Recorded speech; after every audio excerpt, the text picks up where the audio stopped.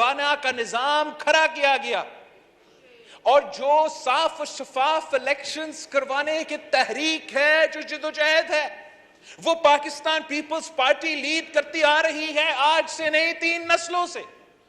और चाहे वो जिया हो, चाहे वो मुशर्रफ हो, किसी की दौर की सिलेक्टेड हो, साफ शफाफ इलेक्शन का आवाज पीपल्स पार्टी और धांधले के फायदा मंद इधर अभी आपके सामने शिकायत करते आ रहे थे। ये जीत नहीं सकते हैं जनाब स्पीकर। जैसे खान साहब का शिकायत है ना कि ये हमारे इदारे न्यूट्रल कैसे हो चुके हैं, न्यूट्रल नहीं होने चाहिए, इसलिए कि न्यूट्रल अगर हमारे इदारे नहीं रहेंगे, अगर हमारे इदारे न्यूट्रल रहेंगे तो गैर जमहूरी जमातें जैसे खान साहब का जमात है वो तो जीत नहीं सकते हैं, उनको ये पता है।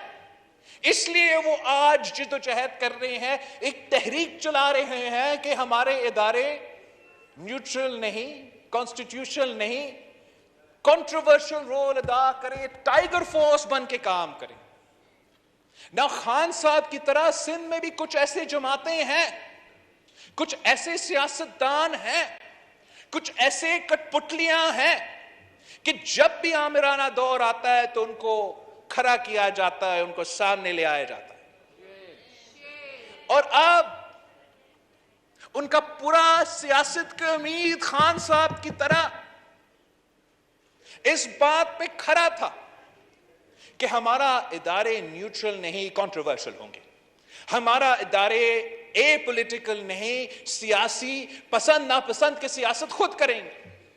और जब हमारे इदारे न्यूट्रल होना शुरू हो गए, चाहे वो हमारा इलेक्शन कमीशन हो, हमारा अदालत हो, हमारा दूसरे जो इदारे इलेक्शंस में दिलचस्पी लेते थे, और इस लोकल बॉडी इलेक्शंस में उनका दिलचस्पी नहीं था, वो ए पॉलिटिकल नहीं था, वो ए पॉलिटिकल थे, तो ये लोग परेशान होने शुरू हो गए। इसलिए उनको पता है कि अगर साफ शफाफ इलेक्शंस होंगे, अगर इदारे गैर मुतनाज़ा रहेंगे, न्यूट्रल रहेंगे, तो उनका जमानत जब्त हो जाएगा। और वो ही हुआ।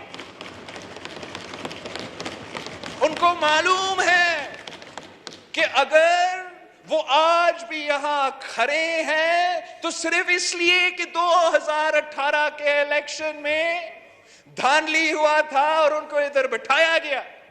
इनको मालूम है कि अगर यहां मेरा वफाकी वजीर का आबिद भाइयों साहब है तो बाबुल भाइयों शिकारपुर में उसका जो भाई है वो कैद में रहा है सर, इलेक्शन के दौर में कैद में था, तो ये आदमी सांस ले सकता था और इलेक्शन लड़ सकते थे। स्पीकर सिंध असेंबली के खिलाफ जब कार्रवाई चल रहे हैं, मेरे लोग दबे हुए हैं, तो शायद वो ऐसे निकल सकते हैं।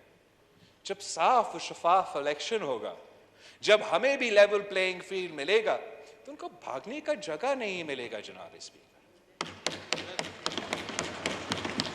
और ये सारे मैं आपको बताऊं, इलेक्शन का एक दिन पहले सारे सिंध हाई कोर्ट में जमा हुए थे, वो कोशिश कर रहे थे कि लोकल बॉडी इलेक्शन से भागे। पूरा सूबा को नजर आ रहा था कि एक ही जमात हमारा नुमाइंदगी कर रहे हैं, हमारा ओनरशिप ले रहे हैं, इधर मौजूद है, दूसरे तो भागने की कोशिश कर रहे हैं। जो भागने की कोशिश कर रहे थे जनाब स्पीकर, क्या आप समझते हैं कि सिंध के अवाम उनको वोट देंगे? ये तो मुमकिन नहीं है। और आज मैं आपको कह रहा हूं जनाब स्पीकर कि अभी से इनका रोना शुरू हो गया, बस सिर्फ शुरू हो गया। इनको मजीद रोना धोना है, इसलिए इनको पता है कि फेज 2 1 महीने के बाद होने वाला है, और उसमें भी हमारा मुखालिफों का जमानत जब्त हो जाएगा इंशाअल्लाह। उनको नजर आ रहा है कि इतने सालों बाद हमें इंशाअल्लाह अगर हमारा इलेक्टोरल रिफॉर्म्स हो जाते हैं तो हमें सब नजर आ रहा है कि साफ शफाफ इलेक्शन होंगे, लेवल प्लेइंग फील्ड होगा। और जब लेवल प्लेइंग फील्ड होता है, आपको भी मालूम है, मुझे भी मालूम है जनाब स्पीकर, कि पाकिस्तान पीपल्स पार्टी का परफॉर्मेंस बेहतर रहता है। तो इनका डर ये है, इनका खौफ ये है कि इदारे ए पॉलिटिकल रहेंगे, मुदाखलत नहीं करेंगे, और अगर मुदाखलत नहीं होता है तो पाकिस्तान पीपल्स पार्टी जीतता है।